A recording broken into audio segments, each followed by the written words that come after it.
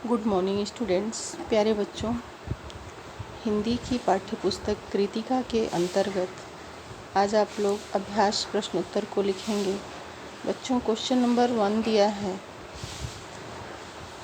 लेखिका ने अपनी नानी को कभी भी नहीं देखा था, फिर भी उनके व्यक्तित्व से वे क्यों प्रभावित थी? आंसर है, लेखिका अपनी नानी के विषय में औरों से सुनकर ही उनके साहसी व्यक्तित्व से प्रभावित थी। वे अपनी बेटी की शादी किसी क्रांतिकारी से करवाना चाहती थी, अंग्रेज के किसी भक्त से नहीं। उनकी इस इच्छा में देश की स्वतंत्रता की पवित्र भावना थी। इन्हीं गुणों के कारण लेखिका अपनी नानी से प्रभावित थी।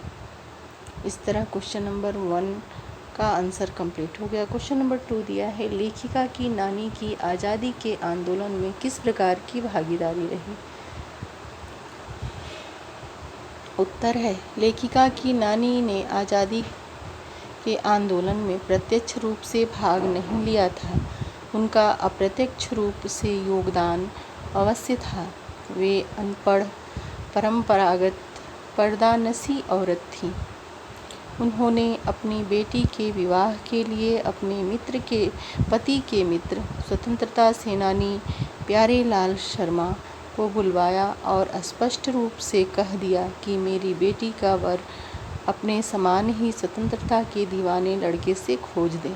इस तरह लेखिका की नानी ने आज़ादी के आंदोलन में सहयोग दिया। इस तरह क्वेश्चन नंबर 2 का आंसर कंप्लीट हो गया।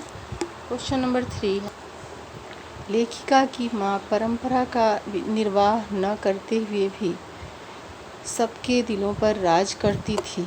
इस कथन के आलोक में क ऑप्शन दिया है, लेखिका की माँ की विशेषताएं लिखिए। बच्चों, आंसर है, लेखिका की माँ ईमानदार और मितभाषी थी। उनकी सोच मौलिक थी।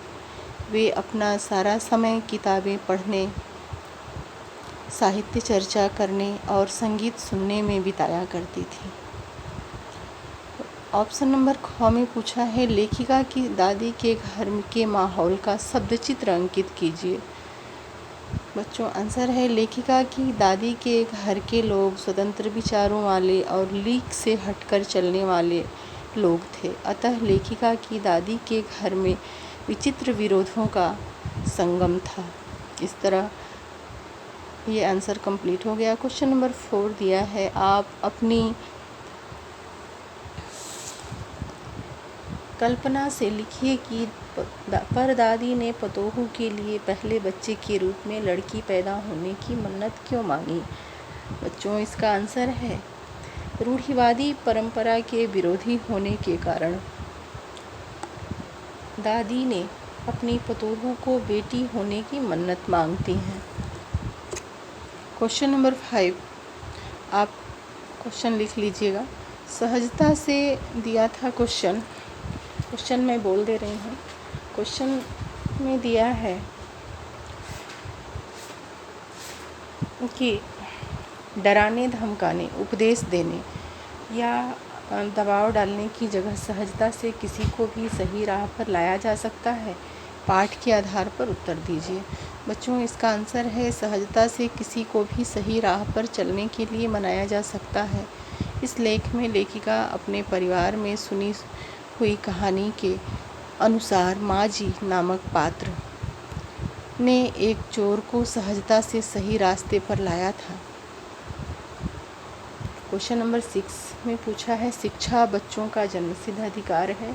इस दिशा में लेखिका के प्रयासों का उल्लेख कीजिए। बच्चों, इसका आंसर है क्वेश्चन नंबर 6 का, शिक्षा बच्चों का जन्मसिद्ध अधिकार है। इस दिशा में लेखिका ने अथक प्रयास किए। वे कर्नाटक के एक छोटे से कस्बे बागलकोट में रहकर इस दिशा में सोचना शुरू किया। वे कैथोलिक बिशप से प्रार्थना की कि उनका मिशन वहाँ के सीमेंट कारखाने से मदद लेकर स्कूल खोल दें, पर वे तैयार नहीं हुए। वे उनके आग्रह को ठुकरा दिए। बाद में लेखिका ने अपने ही सामर्थ्य के अनुसार अंग्रेजी, हिंदी और कन्नड़ 3 भाषाएं सिखाने वाला स्कूल खोला और उसे कर्नाटक सरकार से मान्यता दिलवाई। इस स्कूल के बच्चे बाद में अच्छे स्कूलों में प्रवेश पा गए। इस तरह आपका क्वेश्चन नंबर 6 कंप्लीट हो गया। क्वेश्चन नंबर 7 दिया है, पाठ के आधार पर लिखिए कि जीवन में कैसे इंसानों को अधिक श्रद्धा भाव के साथ देखा जाता है। बच्चों, इसका आंसर है जीवन में ईमानदार, मितभाषी, स्पष्टवादी और कर्तव्यनिष्ठ इंसान को अधिक श्रद्धा भाव से देखा जाता है। इस तरह क्वेश्चन नंबर 7 का आंसर कंप्लीट हो गया। क्वेश्चन नंबर 8 में पूछा है, सच अकेलेपन का मजा ही कुछ और होता है। इस कथन के आधार पर लेखिका की बहन एवं लेखिका के व्यक्तित्व के बारे में विचार व्यक्त कीजिए। बच्चों, इसका आंसर है सच अकेलेपन का मजा ही कुछ और है। इस कथन के आधार पर यह ज्ञात होता है कि लेखिका और उनकी बहन दोनों ही दृढ़ निश्चय और जिद्दीपन के कारण उपयुक्त कथन को चरितार्थ ही नहीं करती बल्कि उसका आनंद भी उठाती हैं। इस तरह आपका क्वेश्चन नंबर 8 भी कंप्लीट हो गया। आप लोग इसे अपनी होमवर्क कॉपी में कंप्लीट करेंगे। धन्यवाद।